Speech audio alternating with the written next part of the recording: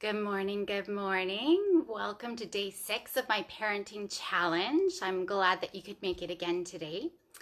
Uh, we are now on part 2, where we're looking at our parenting values and specific practices to support those values. And in this part 2, we're really focusing on building our connection with our kids, our relationship with them, because that's part of the foundation that we're building upon to be effective parents. So today I'm going to be talking about collecting our kids.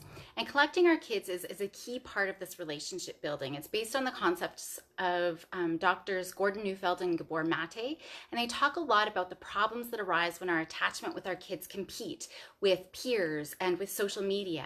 And they talk about how our kids are becoming a lost generation as they're turning more and more to peers and more to social media to define their values, to define their identity, their codes of behavior and how they interact with others and how they see the world.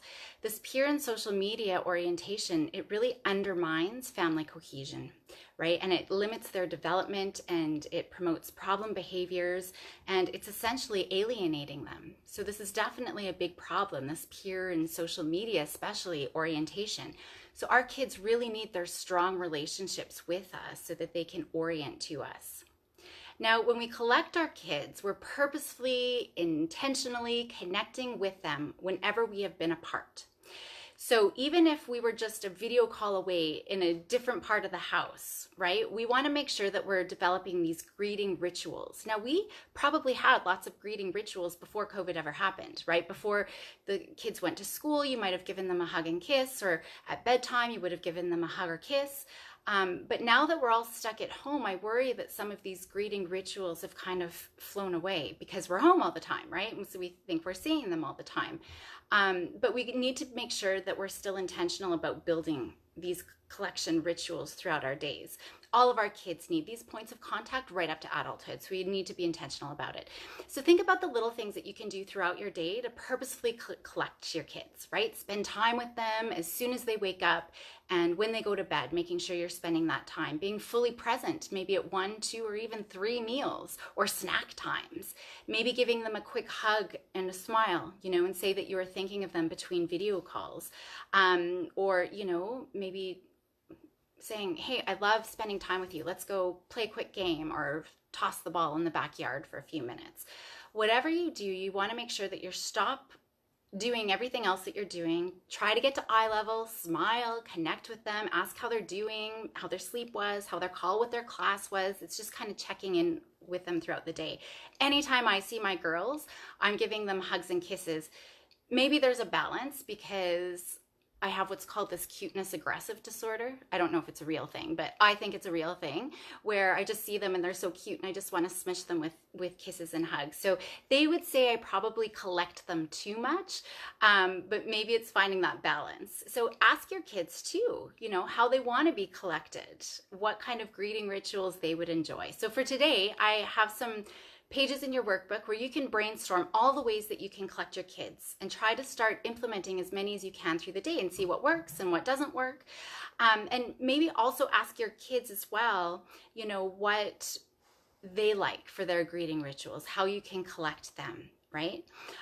So that's challenge 1. Because it's the weekend, I'm actually going to give you challenge number 2. I just want you to go and have fun with your kids today, right? Having fun and playing with our kids is another great way to connect. So you can play a game, go for a bike ride, bake, make ice cream, even if you're playing their favorite video game, kind of getting into the world. Feel free to share your ideas about how you're collecting your kids and maybe the fun things that you're doing as well in the comments, just so that, if we're sharing ideas, we're creating this synergy as a community, but, we might get ideas that we never thought of. Thank you for joining me today. Have a wonderful day with your kids. At 9 o'clock, I'm also having a live question and answer session where you can come and ask me anything that you want around parenting or COVID, or I know I already have some questions just around social media and screens, around balancing our work and balancing work with our teaching our kids. I have some questions about just emotion regulation. So feel free to come on at 9 o'clock and we can engage a little bit more, and I'll make sure I address all of your questions and answers. One other thing, I'm also thinking of having a kids session, because I find we're reading a lot of the things that the experts are saying, right?